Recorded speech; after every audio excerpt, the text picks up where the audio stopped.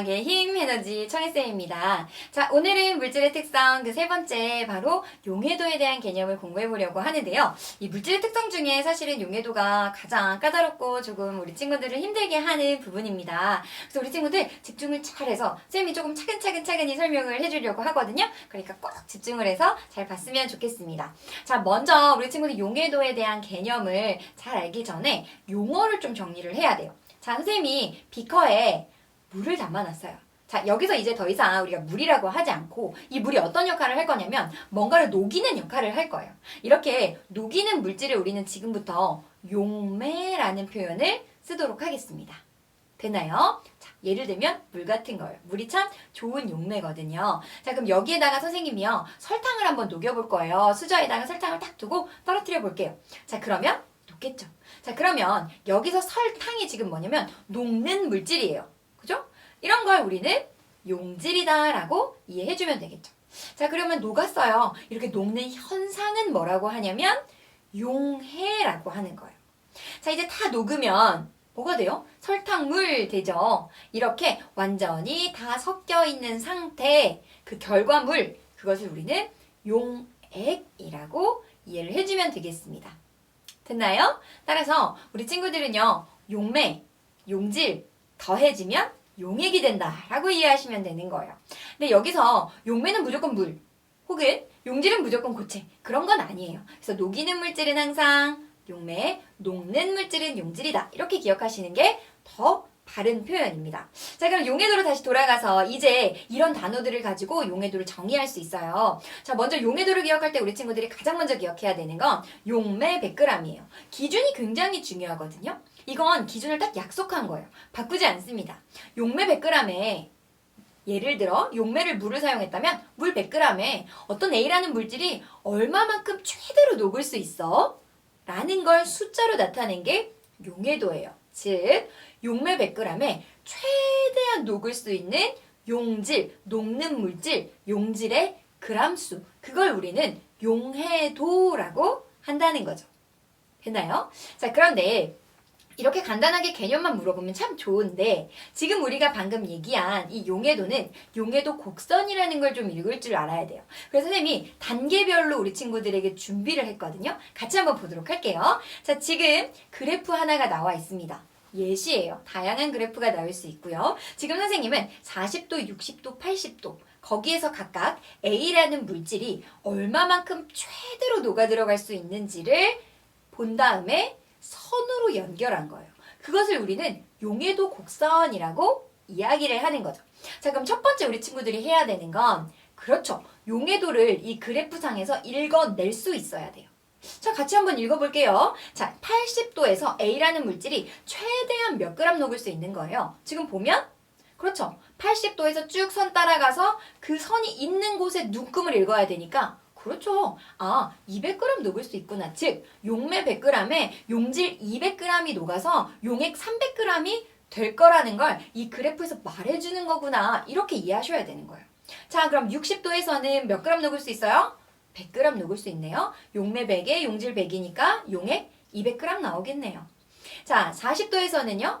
50g 녹을 수 있대요. 용매 100에 용질 50g이 녹아서 용액 150g을 만들 수 있는 거예요. 자, 이렇게 하면 우리가 용해도 곡선을 지금 읽은 거예요. 됐나요? 자, 그럼 두 번째 확인해야 되는 건 현재 상태를 파악해야 되는 거예요. 문제에 보면 그런데 나는 몇 도시에 몇 g을 녹였다 라는 것을 주어줘요. 그게 현재 상황을 파악하는 거죠. 그래서 선생님이 가상의 현재 상황을 한번 찍어볼게요. 자, 80도에서 100g을 녹였어요. 자, 그러면 우리 친구들 빨리 봐야죠. 80도에선 200g까지 녹일 수 있는데 100g을 녹였어? 그럼 나는 더 녹일 수 있는 거죠. 아직 포화가 되지 않았어요.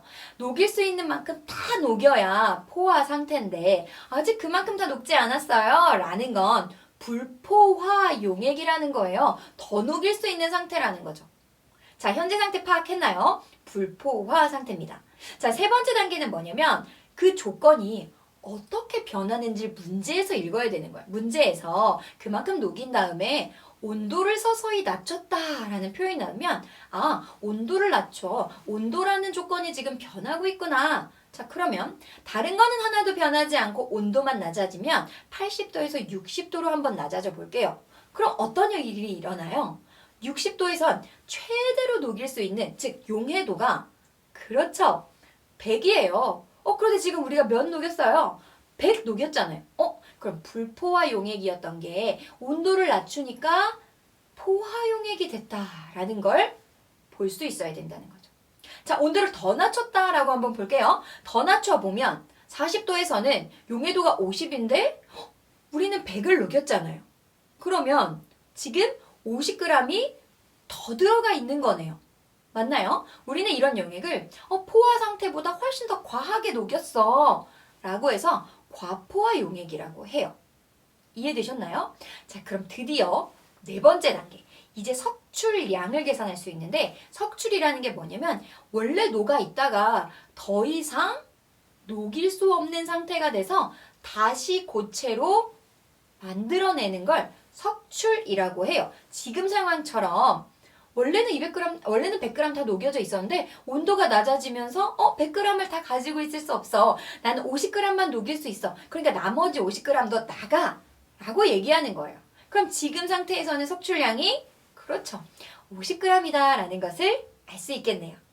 이해가 되셨죠? 이렇게 우리 친구들 석출량 구하는 연습은 좀 꾸준히 해줘야 돼요. 그래프 읽는 것부터 어떤 상태인지 어떻게 조건이 변했는지 석출량 구하는 방법까지 꼭 기억을 해주면 되겠습니다. 자, 그러면 이런 용해도를 가지고 혼합물을 어떻게 분리하는지도 봐야 돼요. 자, 용해도의 정확한 정의가 뭐였어요? 용매 100g에 최대한 녹을 수 있는 용질의 그람수를 숫자로 나타낸 거예요. 자, 선생님이 예를 하나 들어볼게요. 자, 염화나트륨 20g, 붕산 20g을 녹였어요. 다 온도를 높여가지고요. 최대한 다 녹였어요. 되셨죠? 그리고 온도를 서서히 낮춰줄 겁니다. 자, 그런데 여기서 염화나트륨은요. 아무리 온도를 낮춰도요. 20g은요. 다 녹일 수 있어요.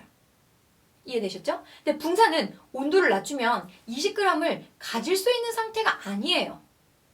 되셨나요? 자, 그럼 온도를 낮추면 염화나트륨은 어차피 다 녹일 수 있기 때문에 염화나트륨은 석출이 일어나지 않을 거예요. 그런데 붕산은 온도를 낮추면 나 이만큼 가지고 있을 수 없어. 나 20g 가지고 있을 수 없어. 다시 고체를 만들어내야 되고 석출이 일어나겠죠. 즉 20도씨로 냉각을 시키게 되면 염화나트륨은 20도에서도 20g 이상을 녹일 수 있기 때문에 석출이 일어나지 않지만 붕산은 석출이 일어나게 되고 이렇게 석출이 붕산만 일어나기 때문에 붕산과 염화나트륨을 분리할 수가 있는 거예요. 즉 순물질로 분리가 가능한 거죠.